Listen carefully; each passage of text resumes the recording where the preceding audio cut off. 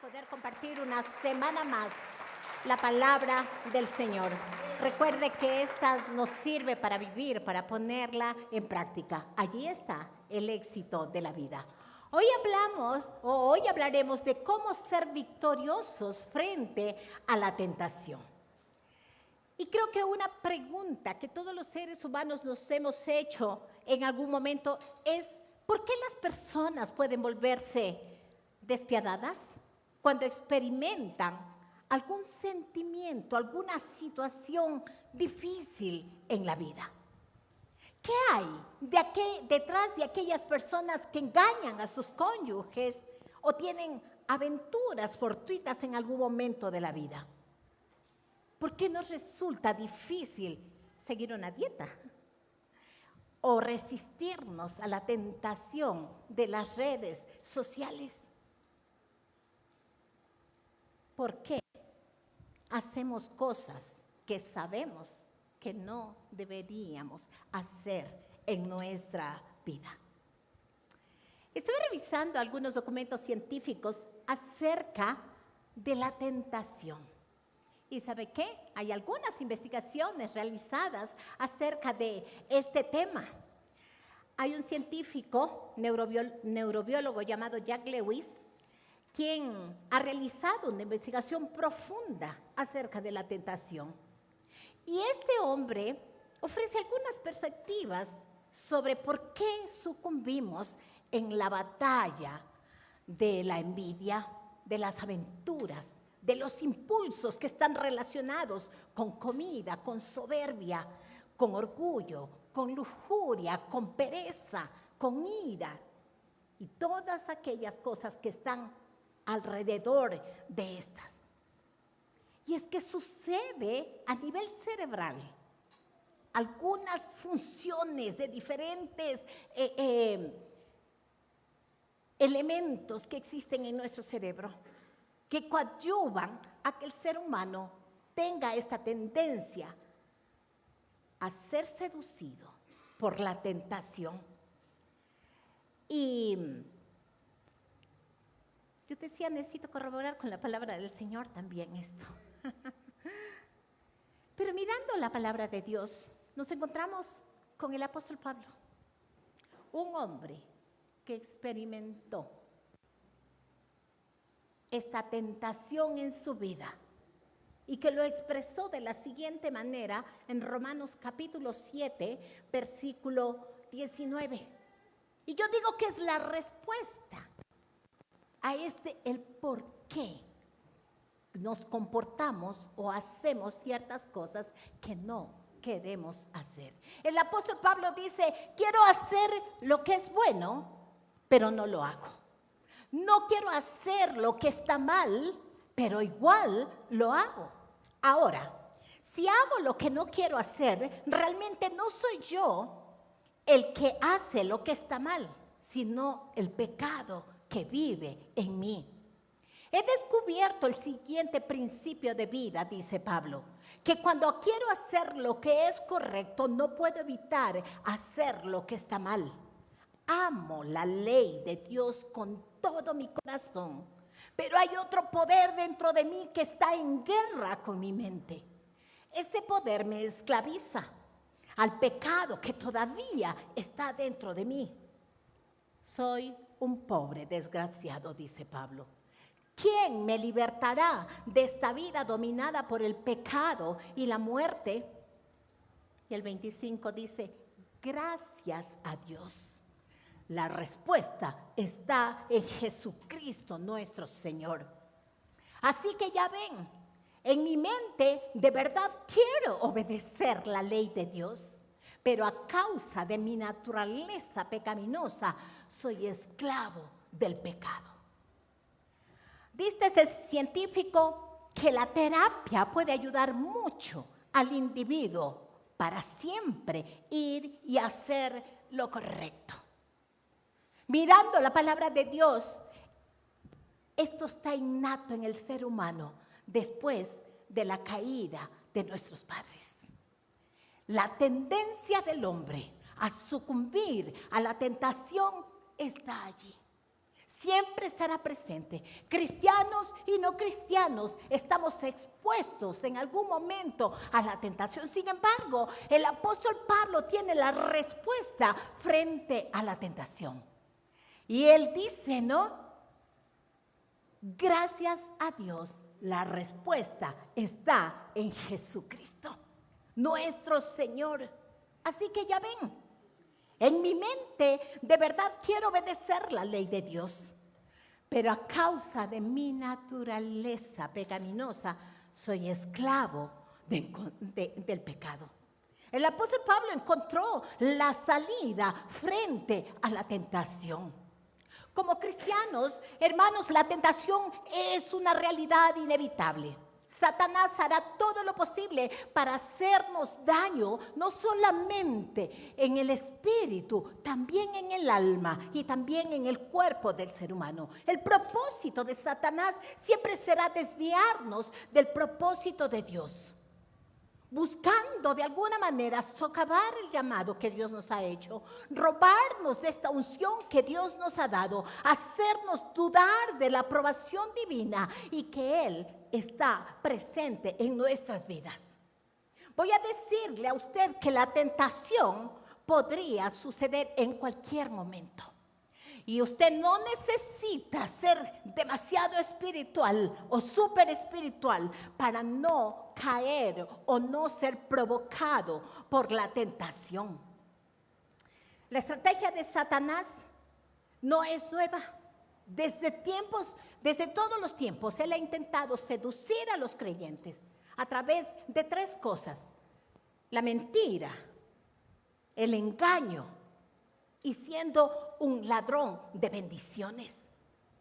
Pero también quiero que tenga cuidado usted con los espacios que frecuenta. Dice el libro de Proverbios capítulo 6, 28, ¿puede alguien caminar sobre las brasas sin quemarse los pies? Martín Lutero dijo en una ocasión que los pájaros pueden revolotear sobre nuestra cabeza, pero jamás podríamos permitirle hacer nido en ella. Porque cuando nosotros le damos cabida a la tentación en nuestra vida, entonces podría quedarse y podría el corazón de nosotros hacerse insensible frente a estas situaciones que experimentamos en nuestra vida. Hay una historia en Mateo capítulo 4, está en los evangelios, pero yo he querido leer hoy Mateo capítulo 4 desde el versículo 1, que tiene que ver con la tentación de Jesús. Y la palabra del Señor dice: luego el Espíritu llevó a Jesús al desierto para que allí lo tentara el diablo. Durante 40 días y 40 noches ayunó y después tuvo mucha hambre. En ese tiempo el diablo se le acercó y le dijo: si eres el Hijo de Dios, di a estas piedras que se conviertan en pan. Jesús le dijo: no. Las Escrituras dicen: la gente no vive solo de pan, sino de cada palabra que sale de la boca de Dios.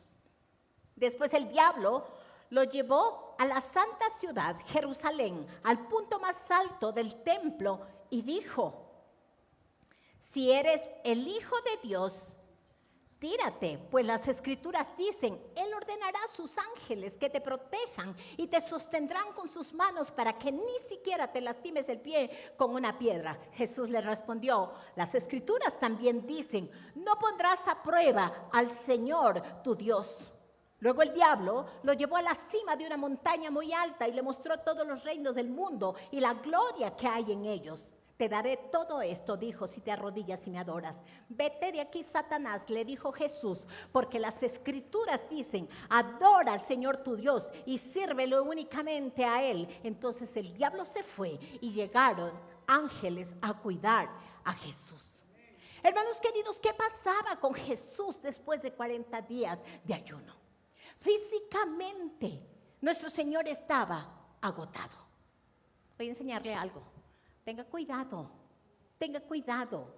cuando esté bajo presión, tenga cuidado cuando tenga hambre, tenga cuidado cuando esté cansado, tenga cuidado de los lugares donde frecuenta, porque justamente estos son los espacios donde el enemigo llega para tentarle, para dañarle, para afectar su vida. El cuerpo de Jesús estaba físicamente agotado. Y aparece entonces Satanás con el primer ataque, ¿no? Si eres hijo de Dios, di que estas piedras se conviertan en pan. El diablo no solamente intentaba satisfacer la necesidad inmediata de alimento de Jesús, sino que buscaba desafiar esa dependencia que él debía tener en su Padre Dios, pero también la identidad que tenía con su Padre. Y esta táctica de Satanás se repite vez tras vez, hermanos queridos. Especialmente cuando usted y yo experimentamos tiempos de prueba, cuando experimentamos dificultades, el enemigo quiere que nos apartemos de la voluntad de Dios y tomemos el control por nuestra cuenta de la situación.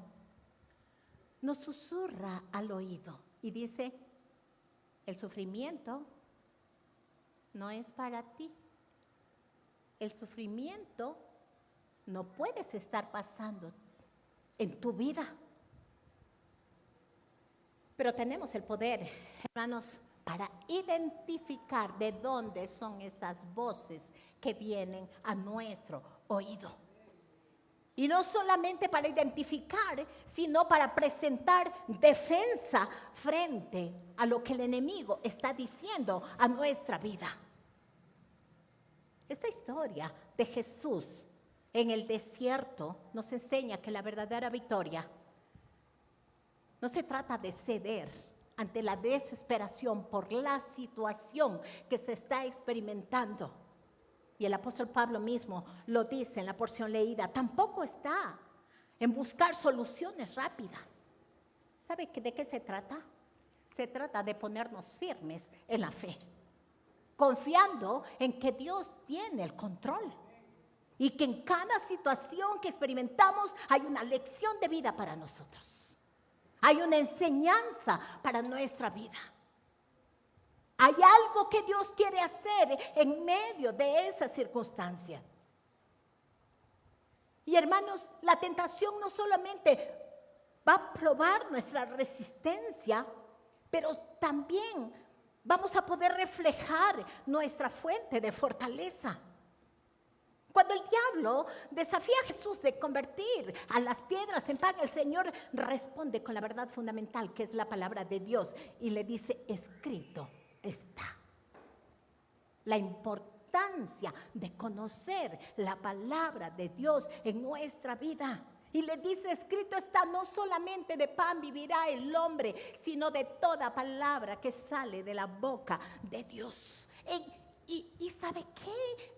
Es maravilloso mirar la condición de Jesús. 40 días sin comer, completamente débil. Recuerde que fue 100% hombre. Y en esa situación de vulnerabilidad, en ese momento de mayor debilidad, Jesús jamás perdió de vista su propósito eterno, ni esa dependencia de su Señor. La pregunta para nosotros es, ¿cómo respondemos en nuestra vida frente a la tentación que siempre está diciéndonos, ¿dónde está tu Dios? ¿Dónde está tu Dios cuando te pasan este tipo de cosas en la vida? Hermanos, tenemos que saber que nuestras pruebas no son señales de que Dios nos ha abandonado, son oportunidades. ¿Para qué? Para desarrollar la fe, para desarrollar nuestra relación con Dios. Jamás Dios nos deja solos en el desierto. ¿Usted recuerda al pueblo de Israel? Todo el tiempo estuvo con ellos. Todo el tiempo los acompañó, alumbrándoles el camino y protegiéndolos por detrás. Allí estuvo presente. Cuando usted y yo pasemos el desierto, o pasamos el desierto, tiene que tener la certeza de que Dios está con nosotros. Sin embargo, Dios quiere hacernos pasar por un proceso. Dios tiene intención de enseñarnos en el proceso, pero si usted reprueba, ¿sabe qué es lo que pasa? Otra vez, en otra crisis. Y más luego, si usted sigue reprobando, Dios sigue dándole exámenes. Y dice, no, mi hijo, no has podido hacer este examen. Necesito volverte otra vez a que nuevamente tú puedas experimentar esta situación. Porque normalmente decimos, ¿por qué, Señor, tanto tiempo ya estoy en esto? Y es que el asunto es que usted y yo no hemos sido buenos alumnos, aplicados para decir, Señor, no el por qué, sino para qué. ¿Qué es lo que tú quieres enseñarme con esta circunstancia que estoy pasando en mi vida? ¿Qué hay que arreglar, Señor, en mi caminar? ¿Por qué esta tentación viene de manera reiterada a mi vida? Hebreos capítulo 5, versículo 8 al 10 dice, aunque él era hijo de Dios por medio del sufrimiento, aprendió lo que significa obedecer siempre a Dios.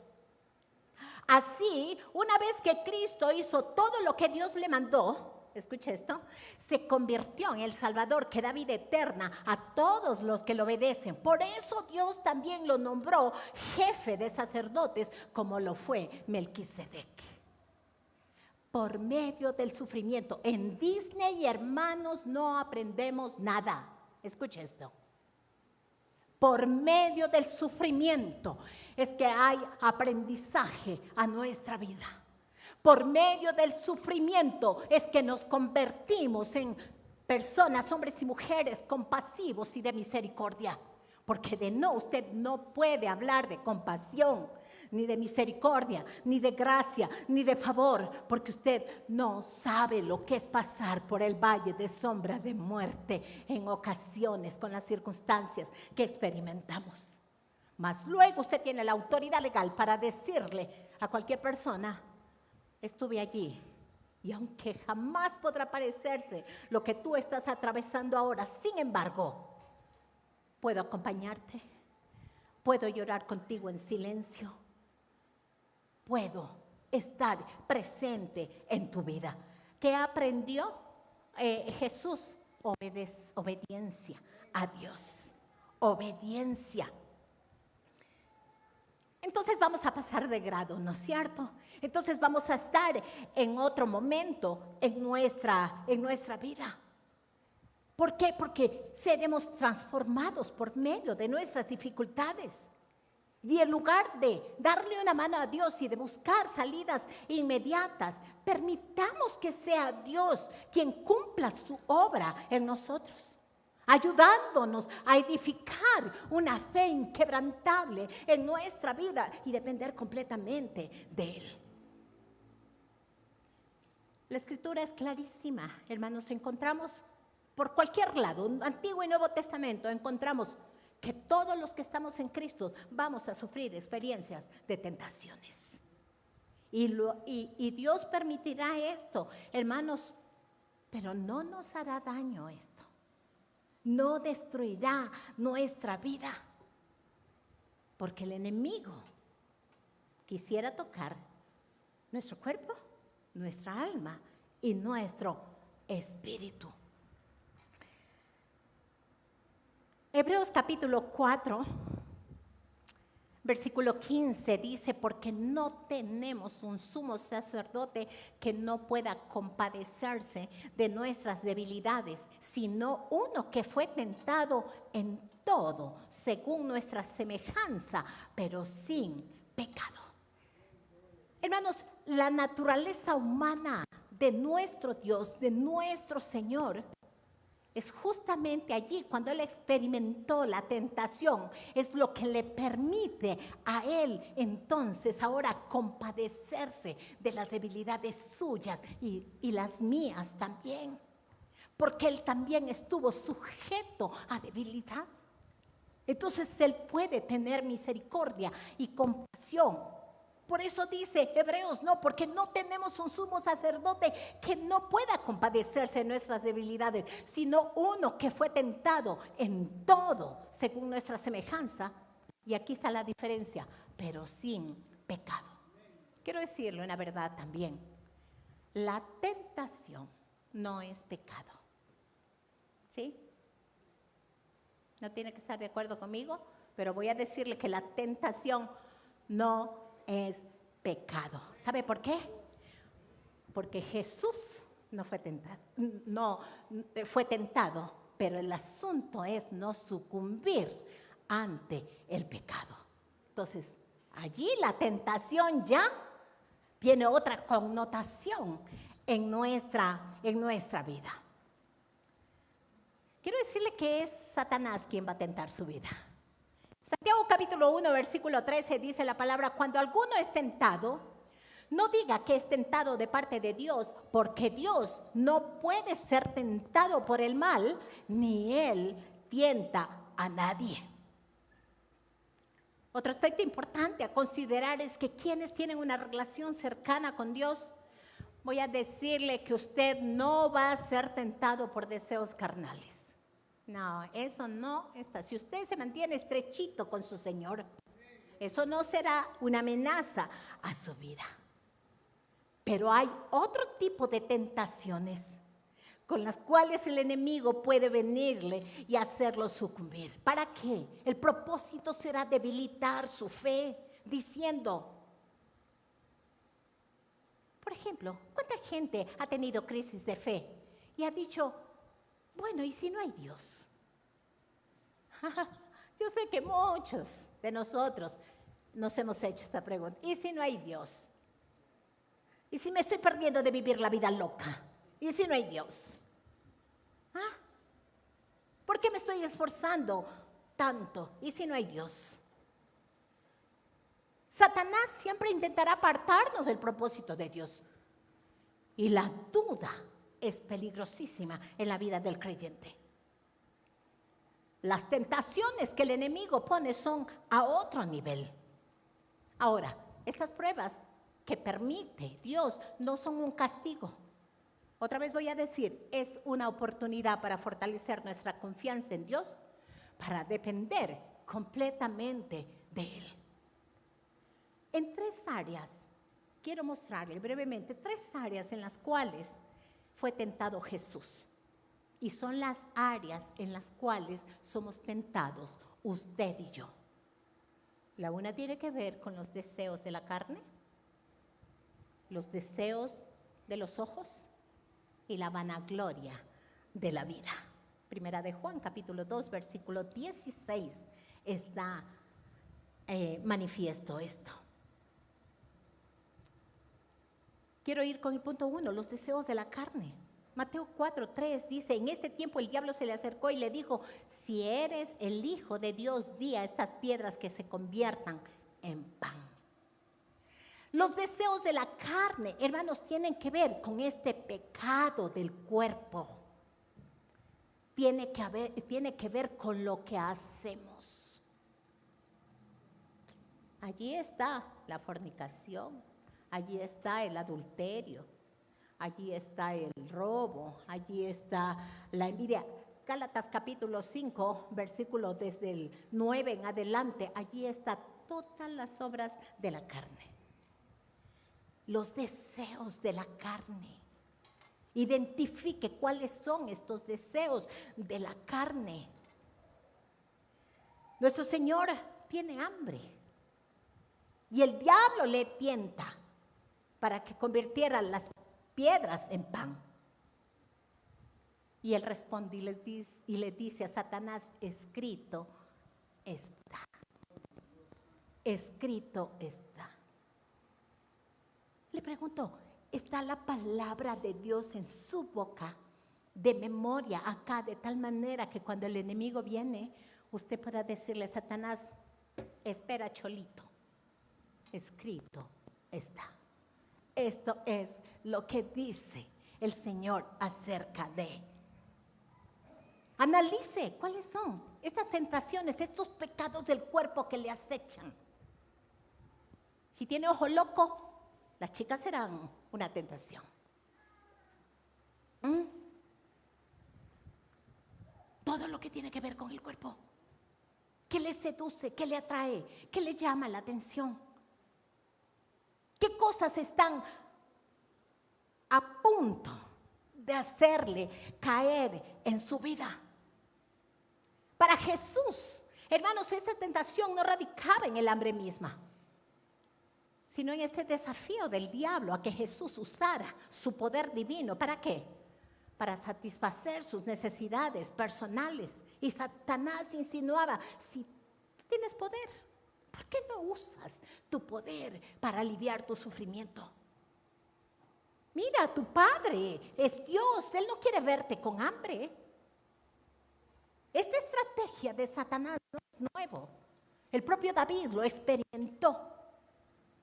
En el Salmo 13, capítulo 13, versículo 1 dice, ¿hasta cuándo, Jehová, me olvidarás para siempre? ¿Hasta cuándo esconderás tu rostro de mí? Él estaba en el desierto y sufrió de manera prolongada una prueba, hasta el punto de sentirse abandonado, hermanos, por Dios. Y esos son los reclamos que también nosotros hemos hecho al Señor. ¿Hasta cuándo, Señor? Ya no avanzo más. Recuerde, tal vez no dio el examen bien la vez anterior. La intención de Satanás es que usted actúe independientemente de su Padre Dios, dejando de confiar en Él y que confiando en su propia fuerza, en lugar de someternos a la voluntad de Dios. Cuando nosotros como creyentes, hermanos, enfrentamos estas situaciones en las que el enemigo nos susurra, usa tu poder, usa tus influencias, usa tus estrategias, usa todo lo que tú tienes en tus manos para que puedas salir del problema. No esperes en Dios, no vale la pena, demora mucho. Por eso David le hace este reclamo al Señor. ¿Hasta cuándo, Jehová, me olvidas para siempre? ¿Hasta cuándo esconderás de mí tu rostro? Señor Jesús sabía cómo responder. Y es lo que nosotros debemos aprender. Este principio de Dios para responder con la palabra está vigente en la actualidad. Y recuerde esto. Jesús, ¿cómo aprendió obediencia? A través del sufrimiento, a través de la prueba. Hebreos capítulo 5, versículo 8 dice, aunque era hijo, por lo que padeció, aprendió obediencia. Aunque era hijo. Sí, no nos gustan las reglas. Nos encanta romper las reglas. Dicen que las reglas han sido hechas para romperlas, pero yo voy a decirle que las reglas son protección para nuestras vidas. El sufrimiento nos moldea. Ya dije esto, nos hace compasivos. Gálatas capítulo 6, versículo 17, dice el apóstol Pablo, mire lo que dice, esto es tan bonito, tan interesante y de mucho aprendizaje. Dice, yo traigo en mi cuerpo las marcas del Señor Jesús, porque Él sabía lo que había pasado en su vida. Él sabía lo que había experimentado en esta relación con Dios, sin embargo, jamás se rebeló ni quebrantó lo que Dios le había permitido vivir. ¿Por qué? Porque él vivió una total dependencia de su Señor. Permitamos que el Señor forje nuestro carácter para que se pueda hacer semejante al carácter de Cristo. En segundo lugar, hermanos, tenga cuidado con la duda de la fidelidad de Dios Padre para nuestras vidas. Y este segundo punto, donde fue tentado Jesús, tiene que ver con los deseos de los ojos, tiene que ver con el tener. Y esto se genera en el alma. Satanás llevó a Jesús a lo más alto del templo y lo desafió. Si eres hijo de Dios, lánzate abajo. Además, Dios ha prometido que sus ángeles te protegerán. ¿Qué hace Satanás? Toma la palabra y manipula nuevamente para tentar a Jesús, para probar la fidelidad de él a Dios. Y la insinuación es completamente clara y le dice, si realmente Dios está contigo, entonces pues muestra la presencia con un milagro.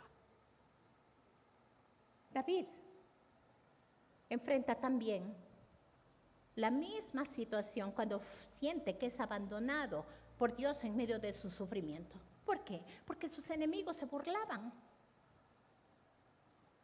Y el Salmo 42, 9 y 10 dice la palabra, diré a Dios, dice David, roca mía, ¿por qué te has olvidado de mí? ¿Por qué andaré yo enlutado por la opresión del enemigo? Como quien hiere mis huesos, mis enemigos me enfrentan, diciéndome cada día, ¿dónde está tu Dios? En el 13, 3 y 4, en el Salmo 13, 3 y 4 dice, mira, respóndeme, oh Jehová, Dios mío, alumbra mis ojos para que no duerma de muerte, para que no diga mi enemigo, lo vencí. Mis enemigos se alegrarán si yo resbalara. Duda de la fidelidad de Dios. A veces como creyentes hemos caído en la trampa de exigir señales para creer en Dios. A veces nos aferramos a una promesa fuera de contexto y decimos, no sé, Señor, tú dices y tienes que cumplir. Y otra vez el Señor Jesús diciendo, escrito está, no tentarás al Señor tu Dios. ¿Sabe qué, hermanos? La verdadera fe no exige pruebas. El pueblo de Israel fue un pueblo rebelde. Fue un pueblo que quería siempre ver. Y a pesar de que había visto de manera reiterada los milagros de Jesús, siempre preguntaba, ¿dónde está? Mire lo que dice Éxodo 17, 7. Y llamó el nombre de aquel lugar Masá y Meriba por la rencilla de los hijos de Israel. Y porque tentaron a Jehová diciendo, ¿está pues Jehová entre nosotros o no? ¿Cuántas veces usted ha hecho eso? ¿Consciente o inconscientemente? ¿Y cuándo, Señor? ¿Hasta cuándo, Señor? ¿Sabe cómo se llama esto? Es tentar a Dios. Esto es tentar a Dios. Señor, si me das una señal, entonces, puntos suspensivos. Si no me das una señal, Señor, entonces, ¿sabes qué? Mejores oportunidades he tenido. Así somos de terribles. Dame una señal, siempre exigiendo una señal al Señor. Muchos de ustedes, muchos de nosotros tenemos peticiones de oración. Le preguntando. Dios siempre nos ha dado evidencia en nuestra vida. Su palabra